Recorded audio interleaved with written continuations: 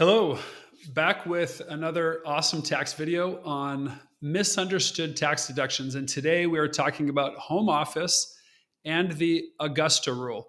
We're going to get into depth about what that is and does it apply to you. First of all, when it comes to a home office deduction, the thing that I want to emphasize is that those who take a home office deduction, that is viewed in the CPA world as akin to raising your hand when the IRS comes asking who wants an audit. This is an area riddled with abuse, and there are actually some strict laws about it. So the myth is this: if you have a business, you can deduct your home expenses.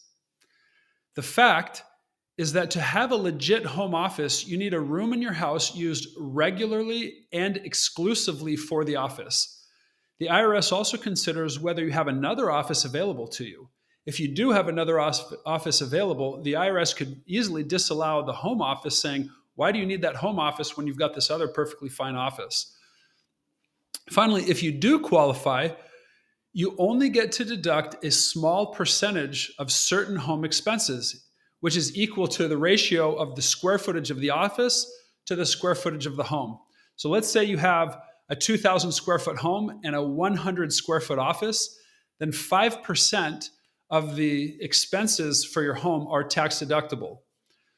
So not a huge expense for most of our clients. And again, for most of you, unless you don't have an office at work and you have a specified place in your home that is used regularly and exclusively, meaning it doesn't double as a weight room or it doesn't double as a guest room, then unless you have that, then home office deduction is probably not for you.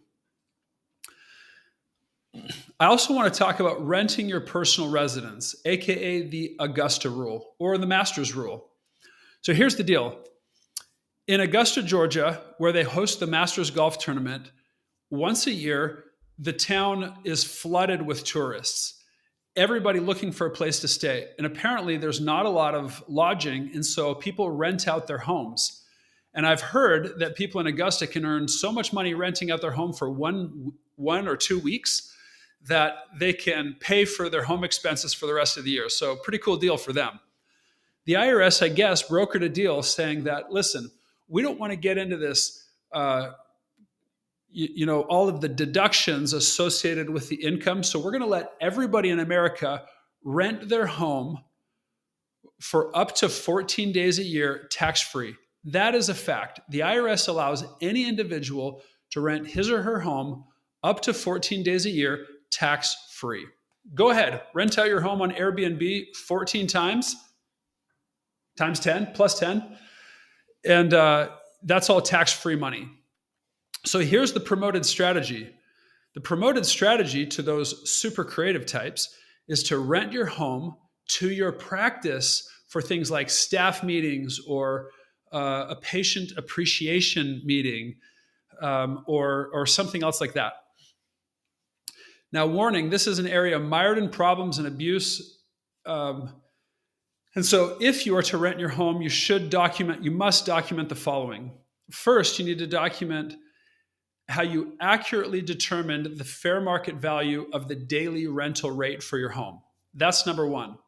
And the second thing you need to document is to properly document the business conducted at the home. So if you bring all of your employees over for a training meeting at your home and you have your office pay rent to your home, that could be legit.